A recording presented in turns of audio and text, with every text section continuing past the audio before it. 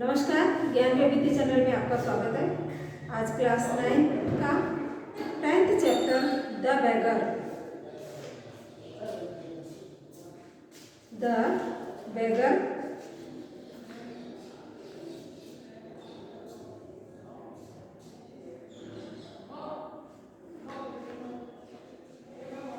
तो बेगर मतलब होता है जो भीख मांग के खाता है, भीख मांगने वाला, उसे कहते हैं बेगर। तो ये एक भिखारी की कहानी है। What induce the beggar? Look shop, Lushkov to change in ways. Let's read and find out. लुश्कॉव नाम का जो आदमी है, एक रशियन आदमी है, तो और उसकी लाइफ में कैसे चेंज आया इस स्टोरी के द्वारा हम जानेंगे। Kind sir have pity, kind sir have pity, turn your attention to a poor hungry man. For 3 days I have had nothing to eat. I haven't 5 kopecks for a lodging. I swear it before God. For 8 years I was village school teacher, and then I lost my place through intrigues. I fell victim to calumny. It is a year now since I have had anything to do. अब वो भिखारी जो है वो भीख मांगने के इनके नए नए तरीके होते हैं, और उन तरीकों के हिसाब से वो भीख मांगता है। बोलता है, अरे मुझ पर दया कीजिए, मेरी तरफ अटेंशन कीजिए, इस गरीब की तरफ देखिए, और एक मैं भूखा आदमी हूँ, मेरी तरफ देखिए, 3 दिन से मैंने कुछ खाया नहीं है, और मेरे पास 5 कॉपिक्स भी नहीं। कॉपिक्स का मतलब होता है रशियन पैसा, जो रूबल होता है, रूबल 1 रुपये होता है, और कॉपिक्स जो होते हैं वो उसके सिक्के होते हैं। तो वो बोलता है, मेरे पास 5 पैसे भी नहीं है कि मैं कोई किसी क्या बोलते हैं इसको, कहीं पे रह सकूँ, उसके इसे लेके।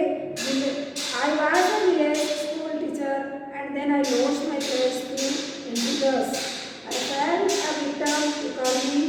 It is a year now since I have anything to do.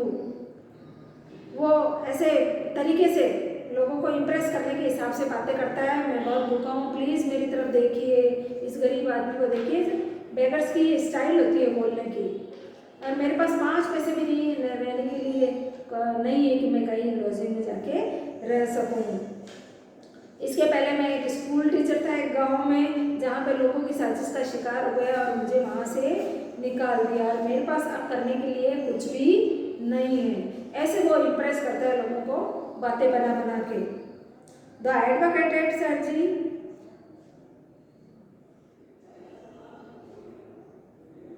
The advocated Sergei looked at the ragged, fawn-colored overcoat of a supplement, at his dull, drunken eyes,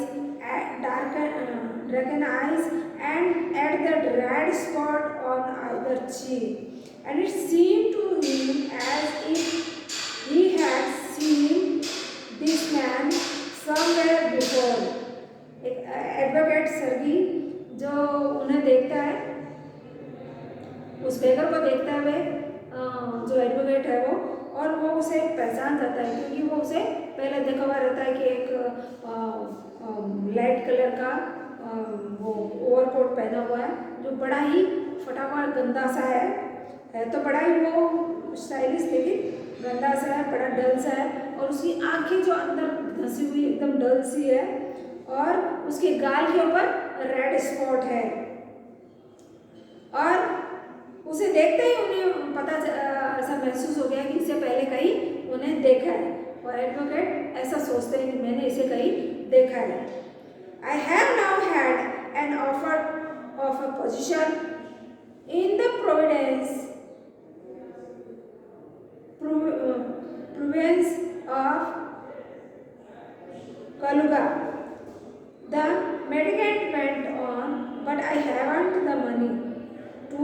get there. Help me kindly. I am ashamed to ask, but I am obliged to by circumstances.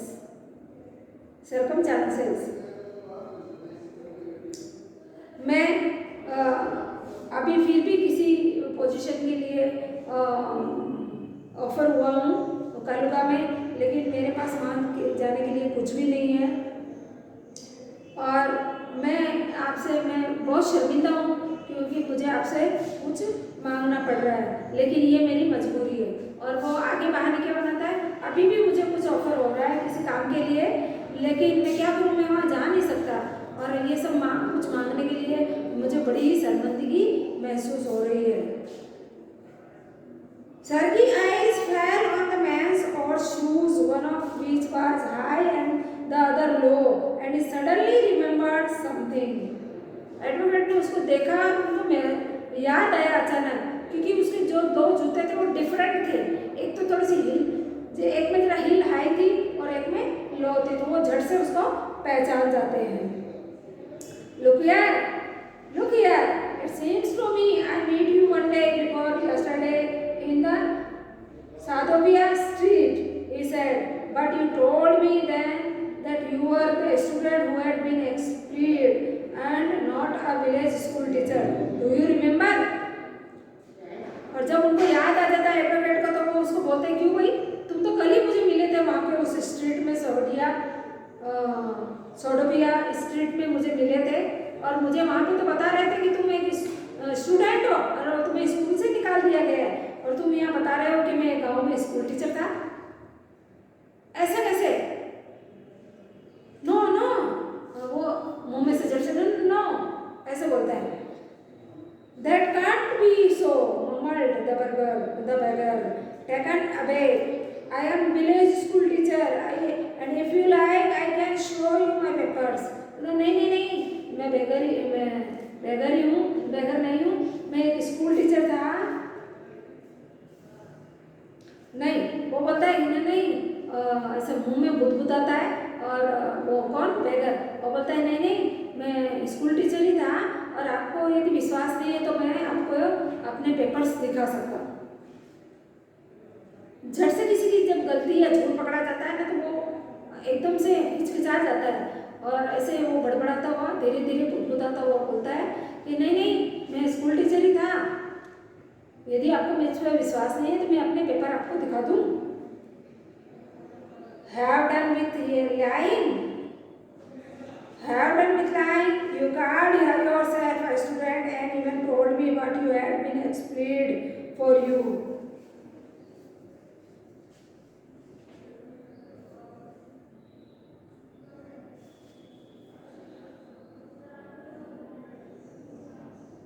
Don't you remember? वो बोलता है कि तुम झूठ बोल रहे हो, तुमने खुद ने कहा था कि मैं वहाँ पे स्टूडेंट था और मुझे वहाँ से निकाल दिया गया है। Sergey flushed and turned from the ragged creature with an expression of disgust.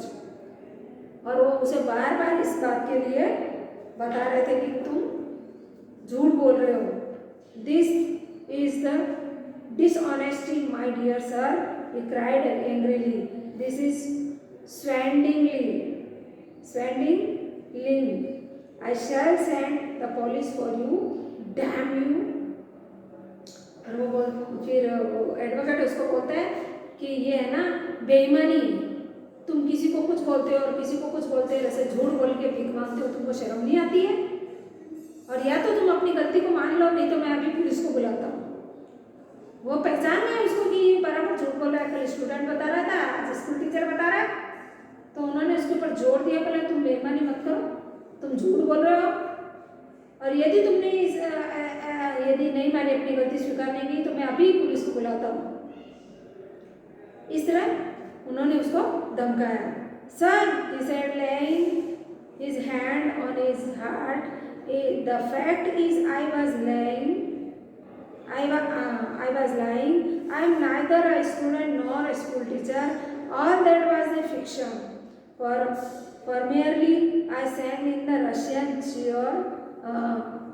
Russian choir. I was sent away for drunkenness. But what else can I do? I can't get along with lying. No one will give me anything when I tell the truth. What can I do? फिर वो हक्का बक्का हो गया, उसको समझ में आ गया मेरा झूठ तो पकड़ा गया। फिर वो बोलता है, धीरे से बोलता है कि नहीं नहीं सर, ये मेरे से गलती हो गई, और बोलता है कि सच्चाई तो ये है, अपने दिल पर हाथ रख के कहता है कि सच्चाई तो ये है कि न तो मैं एक स्टूडेंट हूँ, ना ही कोई एक टीचर था। मैं तो एक रशियन बैंड में, जो उनका वो होता है ग्रुप होता है सिंगर्स का, उसमें गाना गाता था, लेकिन मेरी शराब पीने की आदत की वजह से उन लोगों ने मुझे यहाँ से वहाँ से निकाल दिया। ड्रंकननेस, शराब पीने की आदत, इसलिए उन्होंने मुझे वहाँ से निकाल दिया। लेकिन अब क्या कर सकता हूँ, मेरे पास अब कुछ भी नहीं है, और अब मेरे पास कुछ करने के लिए भी नहीं है। मैं सिर्फ झूठ के अलावा क्या कर सकता हूँ? और यदि मैं सच बोल भी दूंगा तो मैं क्या कर सकता हूँ? कुछ भी नहीं कर सकता। What can you do? You ask what can you do? What you can do? Cried Sergey, coming close to him. Work. That's what you can do. You must work. तो वो उनको बोलते हैं what can you do? You ask what you can do. Cried Sergey, coming close to him. Work. That's what you can do. You must work. क्या तुम का मैं क्या कर सकता हूँ, मैं क्या कर सकता हूँ, ऐसे कर रहे हो? एडवोकेट बोलते हो कि तुम क्यों नहीं कर सकते? तुम जरूर कुछ कर सकते हो, तुम्हें काम जरूर करना चाहिए। ऐसे उसके पास जाकर वो चिल्लाते हैं। Work? Yes I know that myself, but where can I find work? हाँ काम, वो खुद ऐसे बोलता है कि हाँ काम तो है, काम तो कर सकता हूँ, लेकिन अब मैं काम को कहाँ खोजूं? How would you like to chop wood for me? फिर वो एडवोकेट बोलता है, क्या तुम मेरे लिए लकड़ियाँ काट सकते हो? I wouldn't refuse to do that, but in these days even skilled wood cutters find themselves sitting without bread. वो बोलता है कि है ना, मैं इसको रिफ्यूज़ तो नहीं कर सकता हूँ, नहीं कर सकूँगा, लेकिन ये देखिए कि जो स्किल्ड वाले हैं, जो इस काम में माहिर है, लकड़ी काटने के जो काम में माहिर है, वही अभी खाली बैठे हैं, उन्हीं के पास करने के लिए काम नहीं है, उन्हीं की रोटी रोजी नहीं है, तो मैं क्या कर सकता हूँ? Will you come and chop wood for me? क्या तुम आओगे और मेरे लिए लकड़ियाँ काटोगे? तो वो एडवोकेट है, वो अपने यहाँ जॉब के लिए उसको ऑफर करते हैं कि आओ और मेरे यहाँ लकड़ियाँ काटो। Yes sir I will. तो वो कहता है बैगर, हाँ सर मैं करूँगा। Very well we will soon find out. वो बोलता है कि चलो अच्छा है, और हम जल्द ही ये खोजेंगे। सर्गी hustled along, rubbing his hand, he called his cook out of the kitchen. और सर्गी क्या करता है, उसको अपने साथ हाथ पकड़ के वहाँ ले जाता है, और कहाँ ले जाता है? अपने किचन के सामने। Here Olga, he said, take the gentleman into the wood shed and let him chop wood. और अपनी जो कुक होती है ओल्गा, उसको बोलते हैं कि ओल्गा जाओ और अपने वो जो वुड शेड है उसमें इससे लकड़ियाँ कटवा लो। रशिया में, और जहाँ पे ज़्यादा सर्दी पड़ती है, यूरोप में, रशिया में जहाँ ज़्यादा सर्दी पड़ती है, तो वहाँ पे क्या होता है कि लोग अपने घरों में एनी टाइम ये आग जला के रखते हैं। तो उसके लिए एनी टाइम उनको लकड़ी कटी हुई तैयार चाहिए होती है, क्योंकि उसके बिना उनका घर गर्म नहीं रहता है। तो वो अपने किचन के में जाके उसको ओल्गा को आवाज़ लगाते हैं, उसकी जो कुक होती है उसको बोलते हैं जाओ अपने वुड शेड में इसको ले जाओ और इससे लकड़ियाँ कटवा लो। The scarecrow of beggar shrugged his shoulder as if in the perplexity. and went irresolutely after the cook. It was obvious from his gaits that he had not consented to go and chop wood because he was hungry and wanted work, but simply from pride, the shame, and because he had been trapped by his own words. अब क्या होता है कि वो एक भिखारी कैसे लगता है उसको, स्कैरक्रो की तरह लगता है।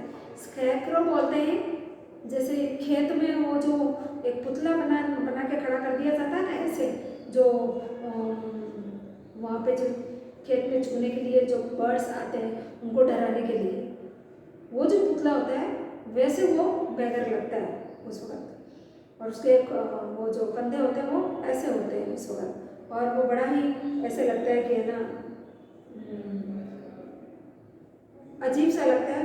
और लगता है कि वो काम तो कर पाएगा नहीं कर पाएगा, लेकिन वो लकड़ियाँ काटने के लिए वो ओल्गा उसको लेके जाती है।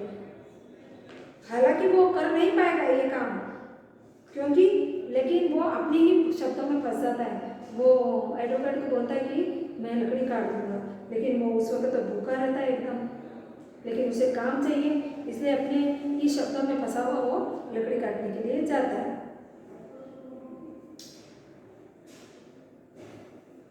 It was obvious too that his strength had been undermined by vodka and that he was unhealthy and did not feel the slightest inclination for toil.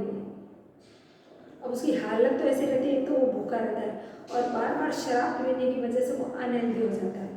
शराब का नशा इंसान को अनहेल्दी इसलिए बनाता है कि वो उसकी हेल्थ पर बुरा असर डालता है और उसको खाने के लिए कुछ मिलता नहीं है। शराब पीने की वजह से उसकी तबीयत एकदम ही बिगड़ी हुई रहती है और उस वक्त वो भूखा भी रहता है, तो वो कैसे उस काम को कर पाएगा। और वो जो रहती है कुक रहती है, वो ये सब देखती है और उसे अजीब सा लगता है।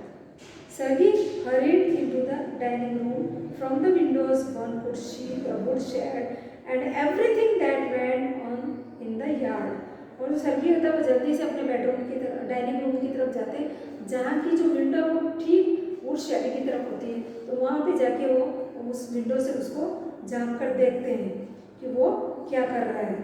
Standing at window, Sergei saw and cook and the beggar come out into the yard by the back door and make their way across the dirty snow to the shed. Olga glared worthily at her companion, shoved him aside with her elbow, unlocked and shut and angrily banged the door. अब वो जो सर्गी वो उसको देखते हैं और वो क्या करती है, ओल्गा जो कुक होती है वो उसको वहाँ पर लेके जाती है और दिखाती है वो शेड की, जहाँ पे उसको लकड़ी काटनी है, और उसके अपनी कोहनी से उसको धक्का देकर वहाँ पे, और वो बोलती है अब तुम अपना काम करो यहाँ पे, और बड़े गुस्से से बड़े उसको देखती है गुस्से से। नेक्स्ट ही सा पिशुडो टीचर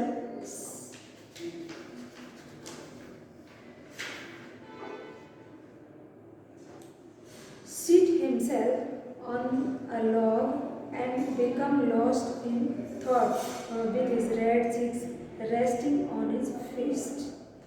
अब वो जो रहता है वो देखता है, वहाँ पे बैठ जाता है एक जगह पे और उस लकड़ी के लॉग को देखता है खुद कि वो उसको कैसे काटेगा। उसके गाल पे जो चीक होते हैं उसमें रेस्टिंग हो जाती है। The woman flung down an axe at his feet, spat angrily, and judging from the expression of her lips, began to scold him. जाके उसके पास कुल्हाड़ी फेंकती है और उसको डांट फटकार लगाती है और बोलती है इस लकड़ियों को काट दो। The beggar irresolutely pulled a billet of the wood towards him set it up between his feet and tapped it feebly with the axe. और वो लकड़ियाँ काटने की शुरुआत करता है और काटता है, तो लेकिन उससे वो एक भी लकड़ी सही ढंग से नहीं कटती और वो डरता है कि कहीं वो उसके उंगली में उस कुल्हाड़ी के लिए लग जाए या वो जो कुल्हाड़ी है वो उसके पैर पे नहीं गिर जाए। तो एक तो वो शरीर से एकदम अनहेल्दी था शराब पीने की वजह से और भूखा था, अब उसे वो कुल्हाड़ी बराबर नहीं उठ रही थी और वो धीरे धीरे उस लकड़ी के ऊपर मार रहा था, उस कुंडे के ऊपर। तो उसे ऐसा लग रहा था कि कहीं मेरे उंगली में चोट न लग जाए, कहीं ये कुल्हाड़ी मेरे पैर पे नहीं गिर जाए। तो इस ढंग से वो वहाँ पे काम कर रहा था। The beggar again pull to him, beggar वापस वो कुल्हाड़ी को उठाता है और फिर उस पर मारता है। Below on his freezing hand and typed it with his ex courteously, as if afraid of eating his overshoe or cutting off his finger. The stick of wood again fell to the ground. और वो बार बार वो कुल्हाड़ी उठाता है और उसके lock के ऊपर डालता है, लेकिन वो लॉक उछल के दूसरे जगह गिर जाता है। उसको कभी काटा हुआ तो रहता नहीं है लकड़ी और डरता और है कि कहीं ना तो उसके उंगली पे लग गई कुल्हाड़ी तो क्या होगा, या उसके पैर पे गिर गई कुल्हाड़ी तो क्या हो गया, क्या होगा। तो जैसे ही वो कुल्हाड़ी उठा के उस लॉक के ऊपर मारता था तो वो लॉक उछल के दूसरी जगह जाके गिर जाता था, पर उसे लकड़ियाँ कट नहीं पा रही थी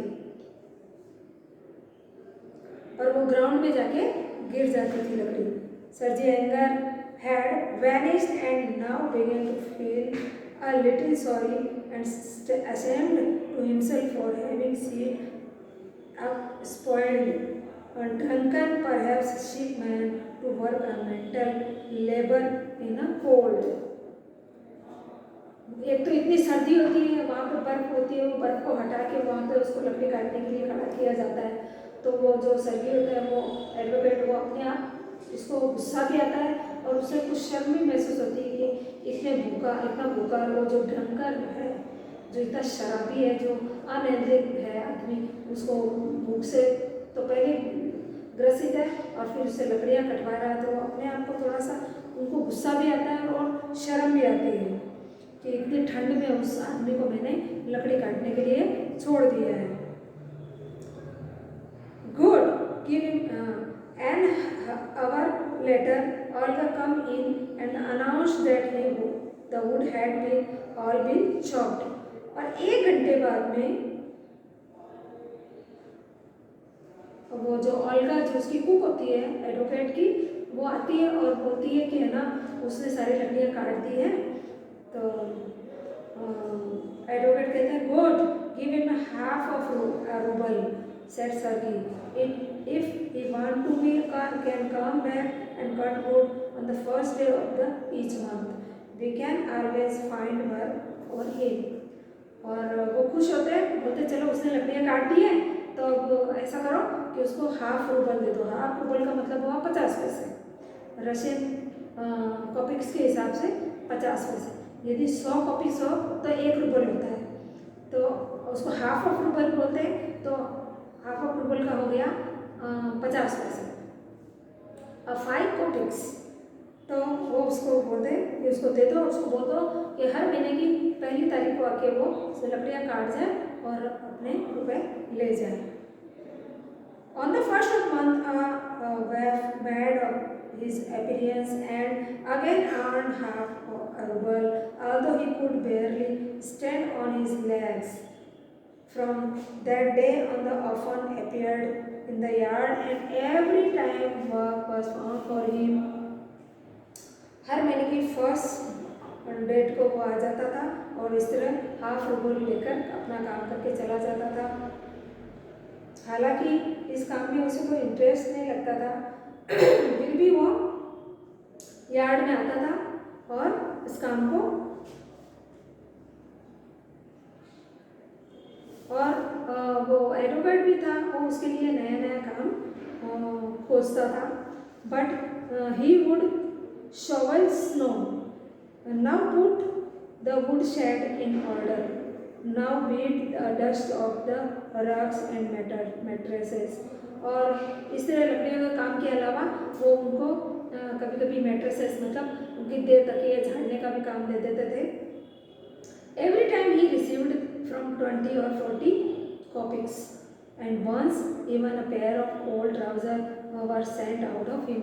और कभी कभी तो उनको जो दूसरे काम करवाते थे एडवोकेट उसके 20 या 25 कॉपीज 20 या 25 पैसे भी दे देते थे। और एक बार तो उन्होंने एक जोड़ा ट्राउज़र भी उसको पहनने के लिए दिया। When Sergei moved into another house, he hired him to help in the packing and hauling of the furniture. This time the half was sober. This time the walk was sober, gloomy and silent. He hardly touched the furniture, and walked in behind the wagon, hanging his head, not even making a pretense of being busy. और तो जब advocate को अपना घर transfer करने की बारी आई तो उन्हें अपना जो फर्नीचर था वो लॉजिंग करवाना था, मतलब लोडिंग करवाना था, मतलब गाड़ी पे चढ़वाना था। तो उसे फिर उसको बुलवाया। तो इस बार वो बड़ा ही सोबर तरीके से आया। उसने शराब नहीं पी रखी थी और ऐसे थका हुआ भी नहीं, एकदम सोबर लग रहा था। और उसने आराम से वहाँ पे काम किया और उन काम करने वाले का पूरा साथ दिया, सामान वामान रखवा दिया। लेकिन उसमें उसको इतनी मेहनत नहीं करनी पड़ी। वो जो काम था वो लोग लेबर्स कर रहे थे और वो उनकी हेल्प कर रहा था। He only shivered in the cold and idleness.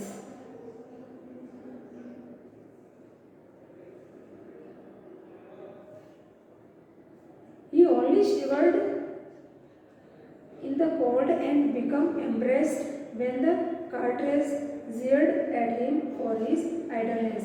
और जो मजदूर थे जो हार्ड वर्क कर रहे थे वो उसको देखकर कोई हंस रहा था, कोई उसे चिढ़ा रहा था, कोई ताने मार रहा था। His feebleness and tattered, उसके ऊपर जो बोलते हैं ना कसते हैं और उसको ताने कसते हैं वैसे कर रहे थे फैंस, क्योंकि उसका जो ओवरकोट था वो फैंसी तो था लेकिन बड़ा ही गंदा और बड़ा ही डल लग रहा था, जगह जगह से फटा हुआ भी था। After the moving was over Sergei sent for him, और सारा काम होने के बाद में सर्गी ने उसे भेज दिया, उसे भेजा। वेल आई नहीं, after the moving was over Sergei sent for him, तो सारा काम जब हो चुका तब well I am happy that my words have taken effect, he said, handing him a ruble. Here's for your pens.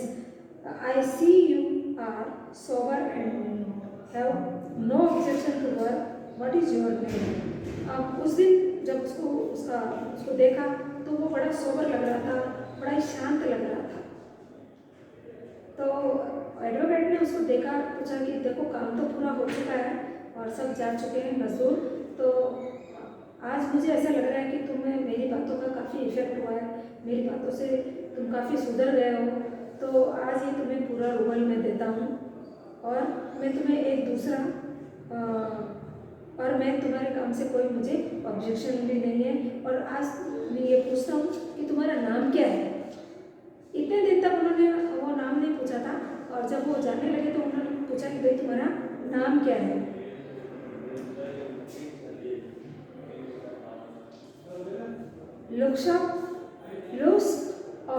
लुस्कॉफ उसका नाम था। तो well Luskoff, I can now offer you some other cleaner employment, can you write. तो advocate ने कहा कि देखो उनके यहाँ का तो काम अब खत्म हो चुका था क्योंकि वो जा रहे थे दूसरी जगह, तो उन्होंने कहा कि चलो तुम्हें मेरे से यदि कुछ अच्छे तुम पे इफेक्ट हुआ, तुम सुधर भी गए हो, काम भी कर रहे हो, तो मैं तुम्हें एक अच्छा काम बताता हूँ, क्या तुम कुछ लिख सकते हो। तो उसने कहा आई कैन, मैं लिख सकता हूँ। Can take this letter to a friend of mine tomorrow and you will given some copy to do. Work hard, don't drink, and remember what I have said to you. Goodbye. उसने एक letter दिया उसको लिख के. Actually वो letter किसी को लिख के दिया था कि भाई उसको कोई काम दे दिया जाए, तो वो उसके लिए उन्होंने एक तरह से वो सिफारिश की थी और कहा था कि ये लेटर तुम ले जाके मेरे फ्रेंड को दे देना कल, और वो तुमसे उस लेटर की कॉपी करवाएंगे और तुम वहाँ पे हार्ड वर्क करना, शराब मत पीना और याद रखना जैसा मैंने तुम्हें कहा है वैसे ही करना, और गुड बाय कर दिया. Goodbye. Pleased at having put a man on the right path, Sergei tapped Lushkov kindly on the shoulder and even gave him his hand at the parting. Lushkov took a letter and from that day forth came no more the yard or work. उससे बड़ा खुश हुआ वो और उसे एक सही रास्ता मिल गया और वो लेटर लेके वहाँ से सही से और बड़ी दया से वो चला गया वहाँ से, और उसके बाद में वो कभी भी उसे उस यार्ड में नहीं आना पड़ा लकड़ी काटने के लिए वहाँ पे, और इस तरह वो वहाँ से चला गया. तो आज के लिए इतना ही. ये फर्स्ट पार्ट है यहाँ पर इस फर्स्ट पार्ट का एंड हुआ. तब तक के लिए धन्यवाद.